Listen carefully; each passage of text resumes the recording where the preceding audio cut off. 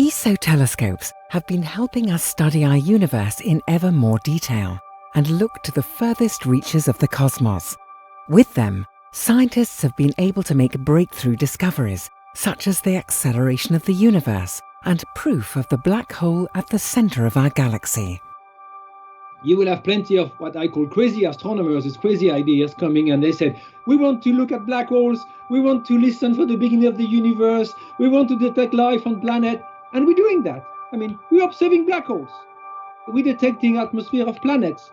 We are hearing the beginning of the universe.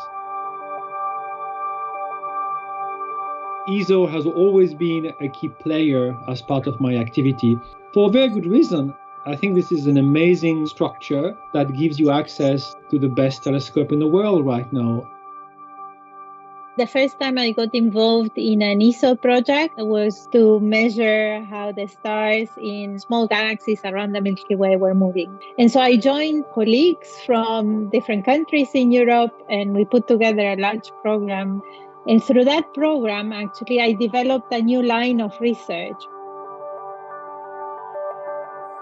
Achievements like this are enabled because ESO is building ever better equipment, more advanced instruments, and bigger telescopes. When you come to ESO and you get to use the ESO telescopes, it's a different level.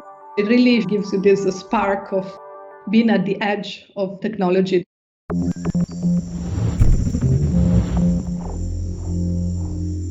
Our laser guide stars and other developments in the field of adaptive optics have made it possible to study astronomical objects in stunning detail.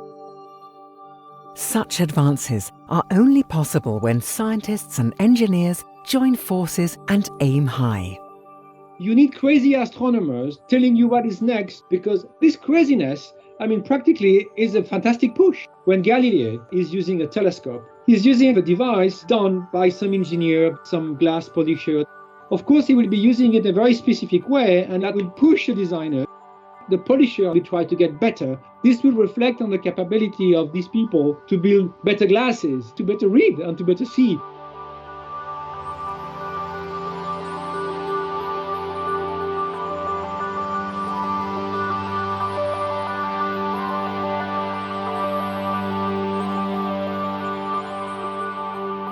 Since Galileo Galilei's time, telescope lenses and mirrors have become bigger and bigger, revealing more and more of the universe around us.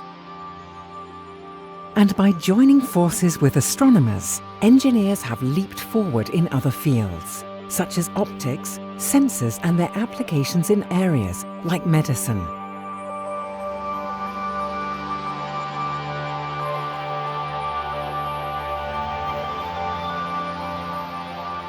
Today, many of ESO's telescope mirrors are produced by SHOT and are made out of zero-dur, a glass ceramic that retains its shape even under the most extreme conditions.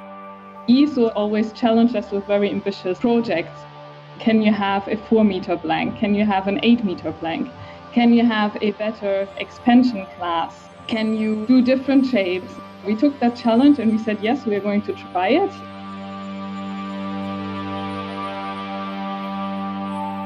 Since its introduction, zero-dur has found its way into our everyday lives with a whole host of applications, from the production of displays and microchips to measurement tools and stovetops. Currently, SHOT is producing mirror segments for ESO's most ambitious project yet. The Extremely Large Telescope. The ELT will collect 15 times more light than the largest optical telescope today. With it, astronomers will be able to unlock the mysteries of the universe and probe parts of the cosmos that we haven't been able to explore yet. The moment you have a larger telescope, it means you can go further and further. I work with galaxies where you can observe individual stars. So my universe stops where the largest telescope today allows me to see individual stars in a given galaxy. It's pretty obvious that with a big telescope, you do big stuff. And you will be able to see things that was impossible before. We're going to see things, and we're going to be surprised. Building a telescope of the size of the ELT is really the front edge of any engineering we can think about. We are proud to contribute to really challenging engineering projects that drive borders of what is physically possible. Building this massive telescope requires the industries in the member states to rise up to what's needed.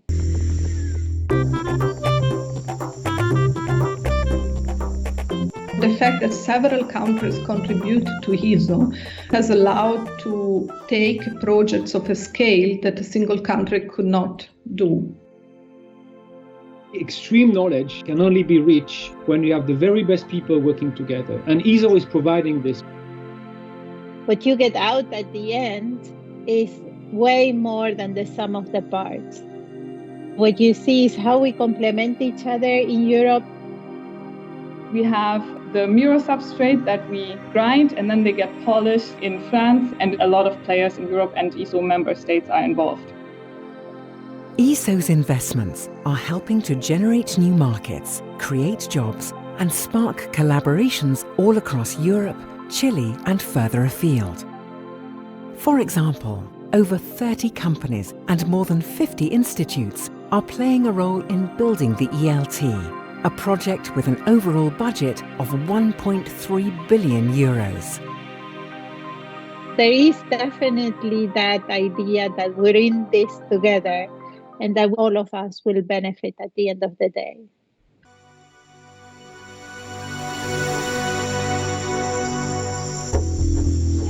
People are already discussing what's next after DLT. And that's very healthy, because I think as a species, we're built to be curious. Just look at the kid. And do you think a kid has enough?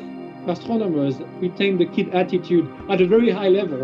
And we really have a duty to share this, because I think this attitude is very healthy to reconsider things that we have accepted as a fact, and it helps us to push forward the society. I'm hoping that with the ELT, we will be able to understand what our place in the universe is in concrete terms, maybe finding the answer to whether we are alone in the universe.